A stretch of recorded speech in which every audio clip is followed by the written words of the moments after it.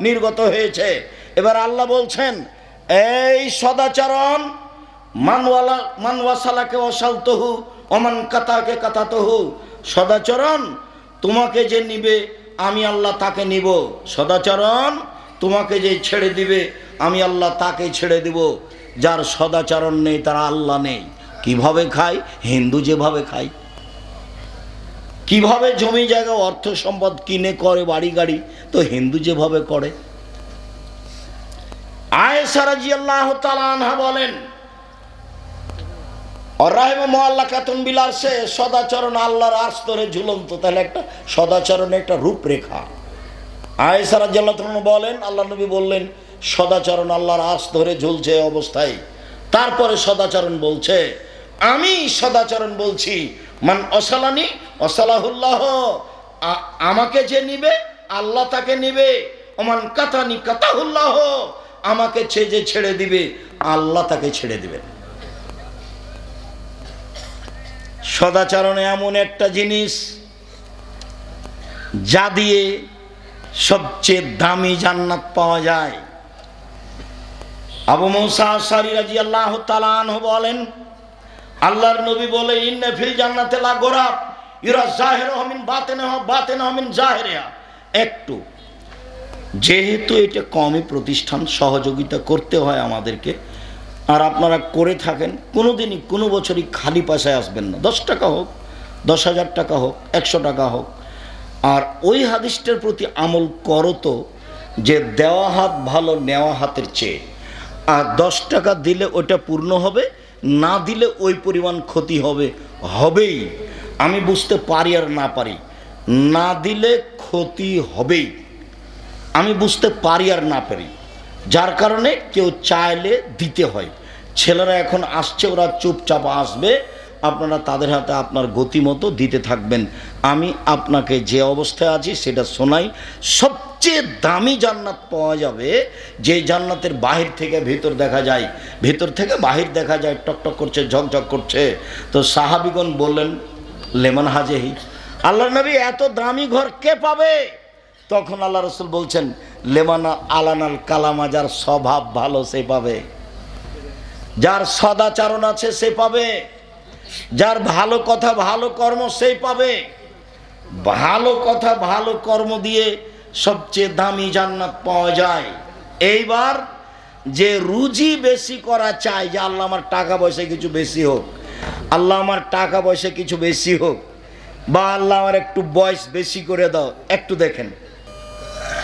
আনাস রাদিয়াল্লাহু তাআলা আনহু বলেন, রাসূল সাল্লাল্লাহু আলাইহি সাল্লাম বলেছেন, মান সাররাহু, যাকে ভালো লাগে, আইয়ুবসাতা লাহু রিজকুহু, তার আল্লাহ রুজি বেশি করে দেখ। যে চায় তার রুজি বেশি হয়ে যাক, তার টাকা পয়সা বেশি হয়ে যাক। ওয়া ইনশাল্লাহু ফি আসারিহি, তার বয়স একটু বেড়ে যাক, আরো কিছুদিন বেঁচে থাক।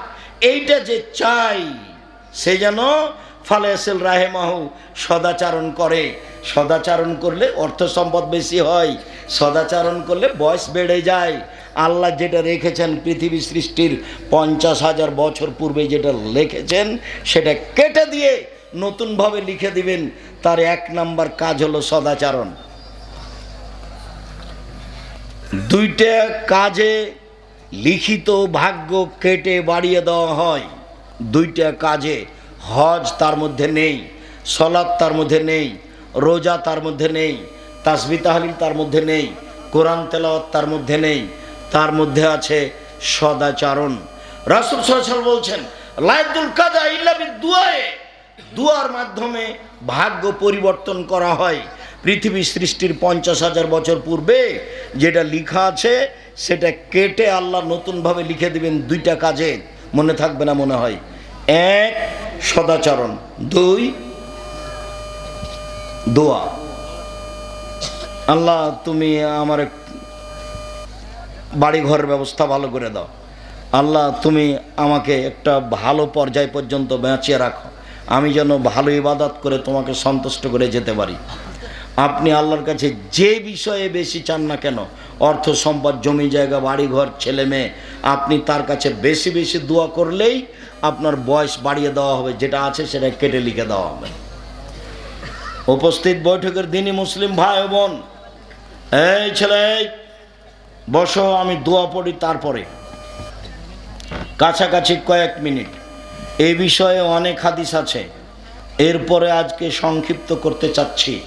একটু মনে করতে হবে, বয়স বেশি হয় রুজি বেশি হয়, বয়স বেড়ে যায় রুজি বেশি হয় দুইটা কাজে। এক,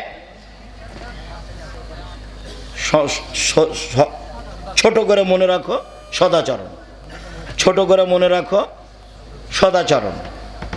যদি বলা হয় সদাচরণ কাকে বলে, তখন বলতে হবে ভালো কথা ভালো কর্ম, ভালো কথা ভালো কর্ম, তার নাম সদাচরণ। আর আরেকটা কাজে বয়স বেড়ে যায়, টাকা বেশি হয়, অর্থ সম্পদ বেশি হয়, সেটা কি? দোয়া। বেশি বেশি দোয়া করতে হবে। দোয়া করলে খুশি হন, না করলে বেজার হন, অবাক। আল্লাহর গতিবিধি আর মানুষের গতিবিধি হুবাহু মুখামুখি।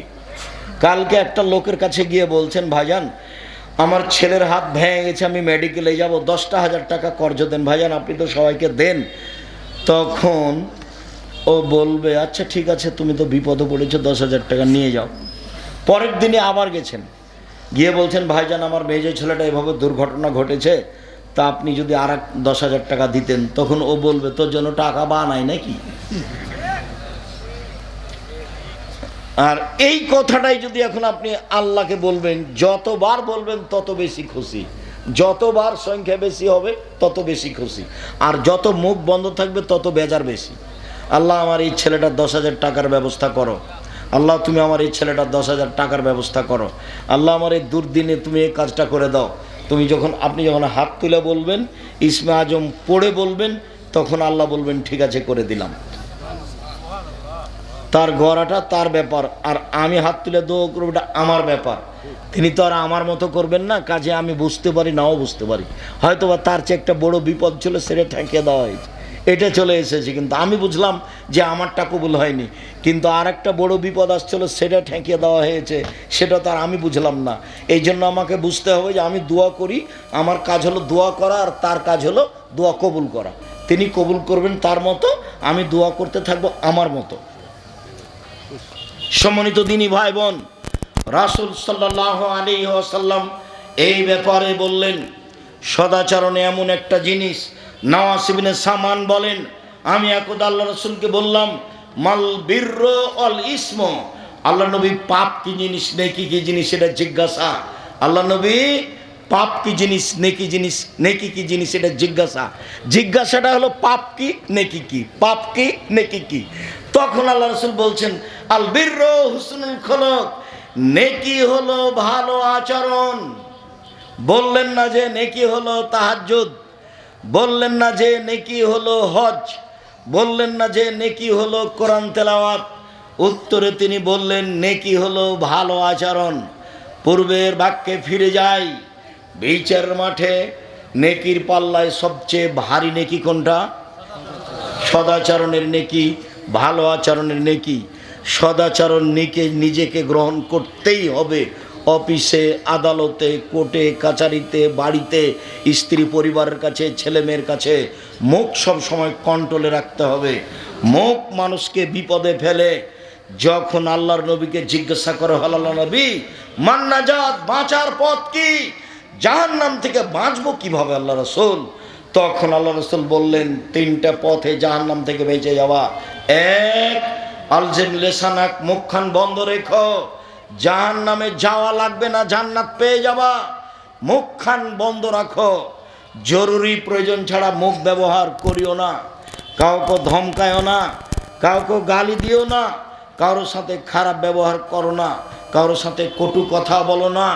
সম্মানিত দিনী ভাই বোন, বলছিলাম মুখখান কন্ট্রোল রেখো, জান্নাত পেয়ে যাবা। 2, জরুরি প্রয়োজন ছাড়া বাড়ির বাইরে যায়ও না, জান্নাত পেয়ে যাবা। জরুরি প্রয়োজন ছাড়া বাড়ির বাইরে যায়ও না, জান্নাত পেয়ে যাবা। 3, পাপের জন্য কাঁদো, জান্নাত হবেই। পাপের জন্য কাঁদো, জান্নাত হবেই। একটু এই ছেলে 2-1 মিনিট, যে বাক্যটা বলতে যাচ্ছি এই বাক্যটা আমাদের জন্য অতীব জরুরি। একদা আল্লাহর নবী বলছেন, 3 শ্রেণীর মানুষ জান্নাতে যাবেই। তিন শ্রেণীর মানুষ জান্নাতে যাবেই যাবে। এক, বাকাত মিন খাশিয়াতিল্লাহ, যে আল্লাহর ভয়ে কাঁদে সে জান্নাতে যাবেই। দুই, হারাসাত ফি সাবিলিল্লাহ, যে দিন ধর্মের কাজ করে, দিন ধর্মের কাজে রাত জাগে, পাহারা দেয়, এ জান্নাতে যাবেই। তিন, বাগাতান মাহারে মিল্লা গাজাতান মাহারে মিল্লা, বেগানা নারীকে দেখে যে চক্ষু নিচু করে সে জান্নাতে যাবেই। অপর নারীকে দেখে যে চক্ষু নিচু করে সে জান্নাতে যাবেই। আল্লাহ নবী বললেন, পৃথিবীর মানুষ তোমরা তিনটা কাজ করো, জান্নাতে যাবাই যাবা। এক, আল্লাহর ভয়ে কাঁদো। দুই,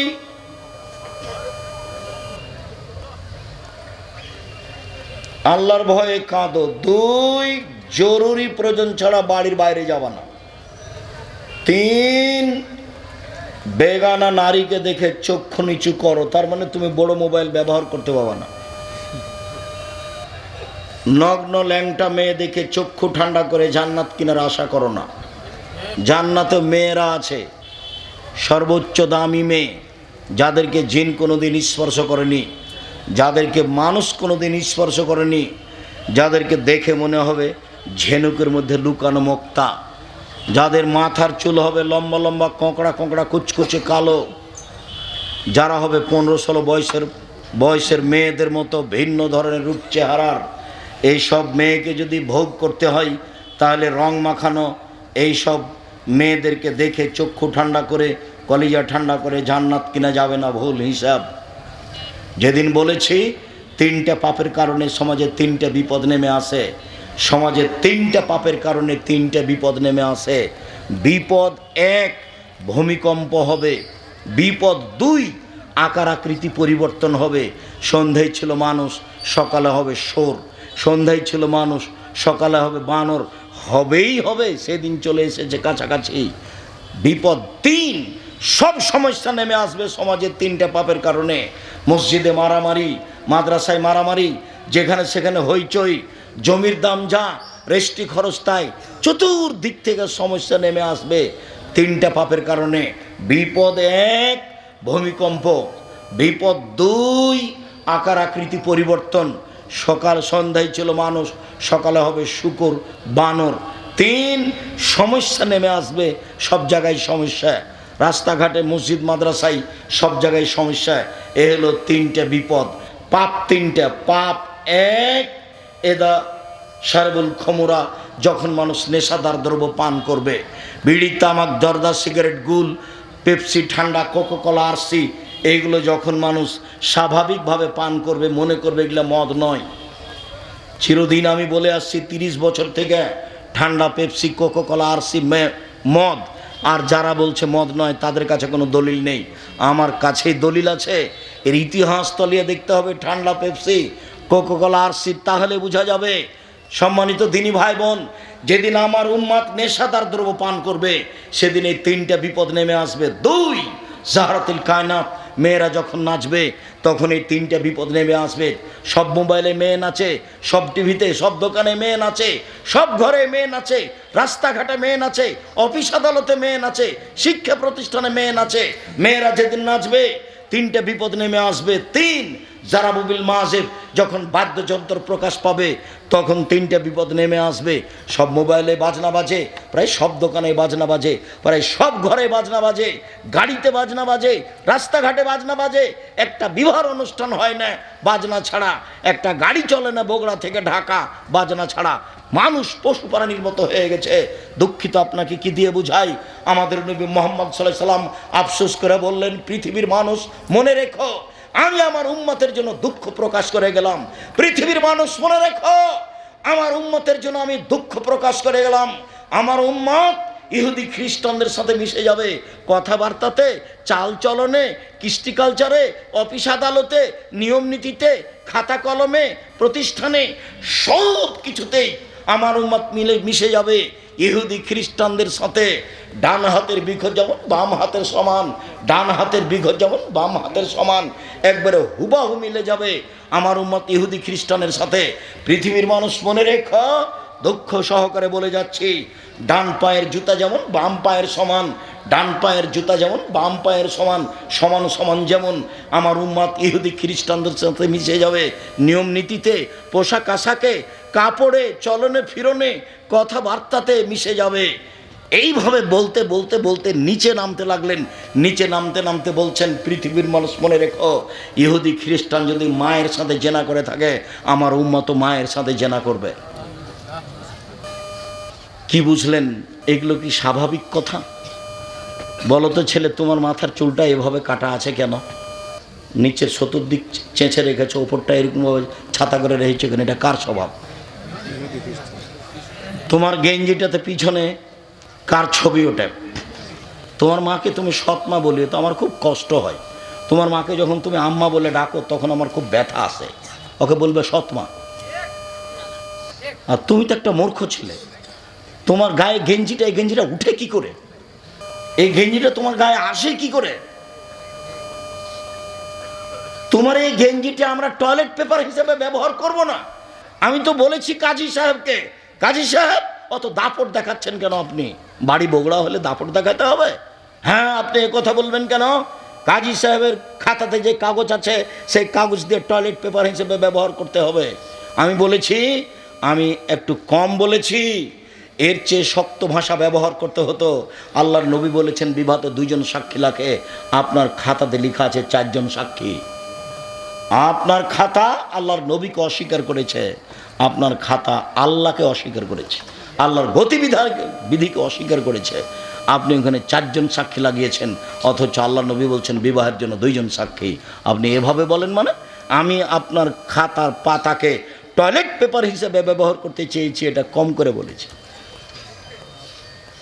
রবি ঠাকুর বলেছে, ওমা তোমার আকাশ তোমার বাতাস, আমি বলেছি তার বাপের আকাশ, আমি এটা কম করে বলেছি। মামলা হয়েছে সিলেট সুপ্রিম কোর্টে, সিলেট কোর্টে, হাইকোর্টে, তাতে কি হবে? সিলেট আপনার ওই সুনামগঞ্জে মামলা হয়েছে, তাতে কি হবে? আমি যখন সিলেট কোর্টে উঠলাম কাঠগড়ায়, তখন জজ আমাকে বললেন যে আব্দুর রহিক সাহেব, আপনি কি পিস টিভির আলোচক? আমি বললাম জি হ্যাঁ। উনি বললেন আপনার মামলা খারিজ করে দিলাম। 5,000 কোটি টাকার মামলা। আমি কি বলেছি? আমি বলেছি ঠাকুর বলেছে, ওমা তোমার আকাশ তোমার বাতাস। যতবার ঠাকুর বলেছে ওমা তোমার আকাশ তোমার বাতাস, ততবার ঠাকুর বলেছে ও কালিমা তোমার আকাশ, ও কালিমা তোমার বাতাস। আমি বলেছি কালিমার বাপের আকাশ? আকাশ তো আল্লাহ। বাংলার ছেলে মেয়ে পড়ছে, আমার কি করার আছে? আমি তার কোনো নেতৃত্ব দিই না। বাংলার ছেলে মেয়ে পড়ছে, যারা পড়াচ্ছে তারাও পড়াশোনা জানে না, যারা পড়ছে তারাও পড়াশোনা জানে না। আমি তো এই কথা বলেছি যে 1971 সাল থেকে নিয়ে এখন পর্যন্ত বাংলাদেশের এই দেশে কোনো শিক্ষিত মানুষ শিক্ষামন্ত্রী হয়েছে সেটা আমার জানা নাই। শিক্ষিত মানুষ শিক্ষামন্ত্রী হলেই তো সিলেবাস পরিবর্তন হবে, বই পুস্তক পরিবর্তন হবে, বিদ্যার গতিবিধি পরিবর্তন হবে। কলকাতা থেকে একটা পত্রিকা বের হতো, পত্রিকাতে লেখা থাকতো ছাত্র ভালো হওয়ার জন্য শিক্ষক ভালো হওয়া জরুরি। ছাত্র কি পড়বে সেটাই জানে না, যার কারণে একজন মহিলা বই লিখেছে শিক্ষা বনাম জাহেলিয়াত। এই শিক্ষা যারা বই পুস্তক লিখেছে এরা নিজেই জাহেল, পড়াশোনা জানে না।